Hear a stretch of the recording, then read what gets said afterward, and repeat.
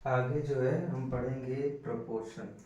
ठीक है, अभी रेशियो पढ़ा है। रेशियो में क्वेश्चंस आएंगे अलग अलग तरीके से, कि जैसे कॉइन पे क्वेश्चन बनता है, फिर मिस्टेक वैल्यू पे क्वेश्चन बनता है। तो क्वेश्चन के टाइम पे वो डिस्कस करेंगे टाइप वाइज। अभी कॉन्सेप्ट पढ़ते हैं। ठीक है, रेशियो हो गया, प्रोपोर्शन की बात है। प्रोपोर्शन क्या होता है, कैसे डिनोट होता है, क्या क्या है। प्रोपोर्शन में दो केस होते हैं। ठीक है, पहला केस आता है, पहले प्रपोर्शन होता क्या है ये डिस्कस करते हैं। जैसे A ratio B ratio C ratio D लिखा है किसी भी क्वेश्चन में, तो इसको हम कहते हैं फर्स्ट प्रोपोर्शन, इसको हम कहते हैं सेकेंड प्रोपोर्शन, इसको हम कहते हैं थर्ड प्रोपोर्शन, और इसको हम कहते हैं फोर्थ प्रोपोर्शन। तो क्वेश्चन में डायरेक्ट पूछ लेता है कि find the third proportion, find the second proportion. ठीक है, तो ऐसे ही फाइंड करते हैं। तो दो तरीके से आता है कि जब क्वेश्चन में तीन नंबर्स दिए हों, case one, when three numbers are given, तब क्या होगा, पहला प्रोपोर्शन, दूसरा, तीसरा, चौथा। ठीक, case number two, when two numbers are given. तो एक एक करके दोनों को डिस्कस करते हैं कि जब तीन नंबर हो और जब दो नंबर हो। तो पहले तीन नंबर वाला देखते हैं। तीन नंबर में क्या है,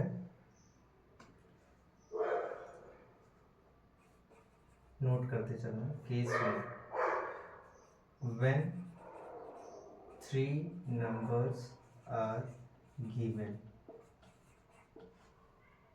और हमसे पूछा है क्वेश्चन में फर्स्ट प्रपोर्शन क्या होगा। तो हम जानते हैं प्रपोर्शन जो पूछा है, जैसे फर्स्ट प्रपोर्शन पूछा है तो उसको x मान लो। ठीक, a double ratio b ratio c। ठीक, यही होता है first second third fourth. First पूछा है तो फर्स्ट को हमने x मान लिया है। अब हमें पता है प्रोपोर्शन का फॉर्मूला क्या होता है, कि इसको इससे मल्टीप्लाई करते हैं और इसको इससे। हमें ये चाहिए अल्टीमेटली। तो x into C equals to a into B, x बराबर a into B upon C. यही फर्स्ट प्रोपोर्शन का फॉर्मूला है। ठीक है, ऐसे ही सेकेंड प्रोपोर्शन, सेकेंड प्रोपोर्शन कैसे निकालेंगे। सेकेंड प्रोपोर्शन में कुछ नहीं करना है, बस सेकेंड वाले प्लेस को x सपोज कर लेना है, बाकी a b c तो वही रहेगा।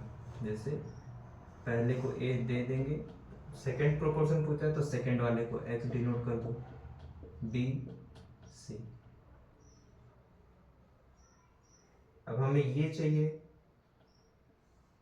इसका मल्टीप्लाई इससे इसका, तो x इंटू बी किसके बराबर होगा, a और c के मल्टीप्लाई के बराबर।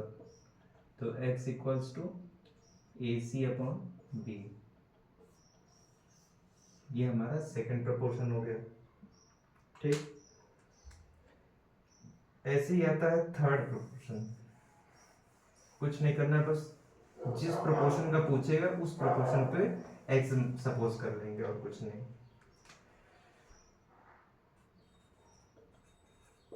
थर्ड प्रोपोर्शन,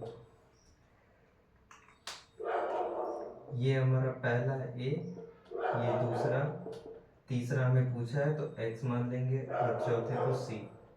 इसका इससे मल्टीप्लाई, इसका इससे multiply, x into B equals to A C, x equals to A C upon B. ये सब किसके लिए केस है, जब तीन नंबर दिए होंगे, ये उसके लिए ही केस है। फोर्थ प्रोपोर्शन,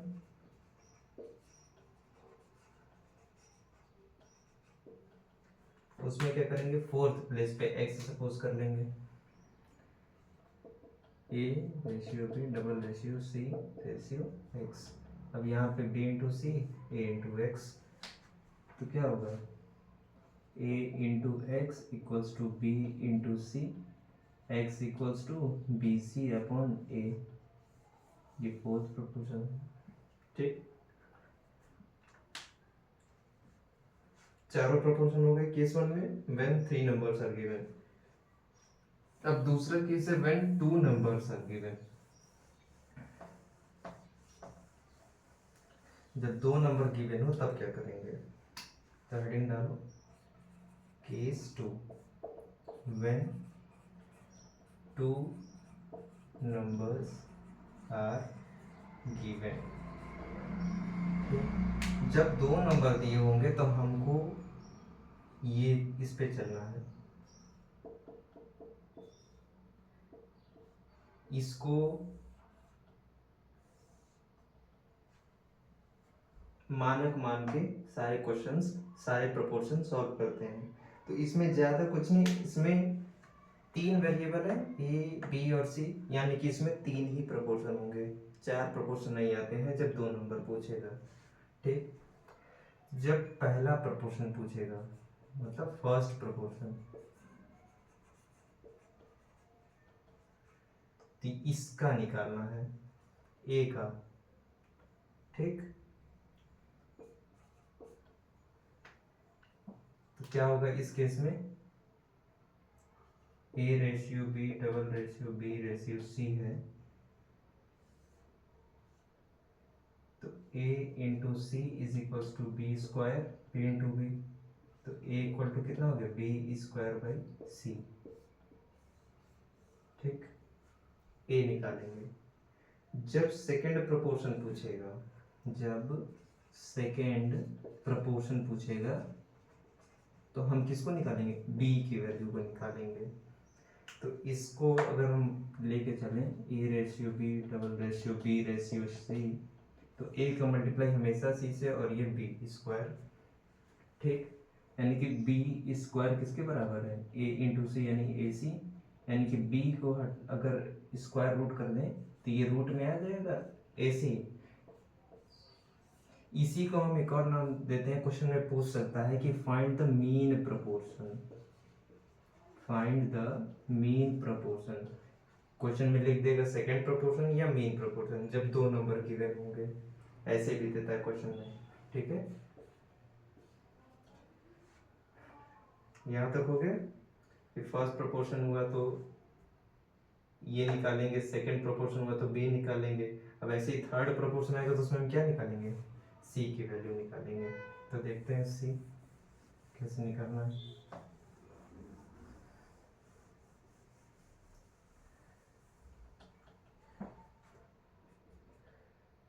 थर्ड प्रोपोर्शन,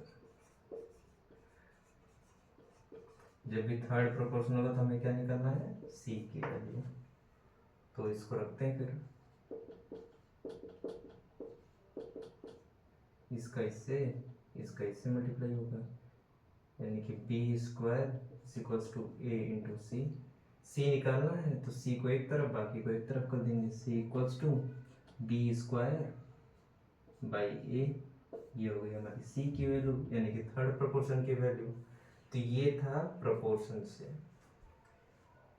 ठीक, अब आता है अगला, प्रोपोर्शन में अगर हम कुछ ऐड कर दें, कुछ सब्ट्रैक्ट कर दें, तो वो केस आता है, वो डिस्कस करेंगे नेक्स्ट क्लास में क्वेश्चन के साथ।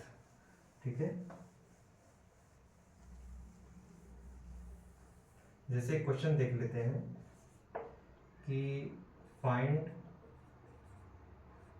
The mean proportion of 25 and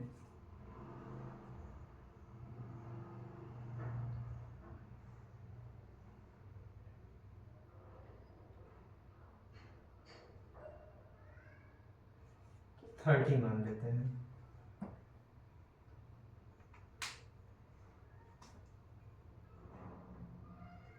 ये आप 4 मान लेते हैं, ठीक है।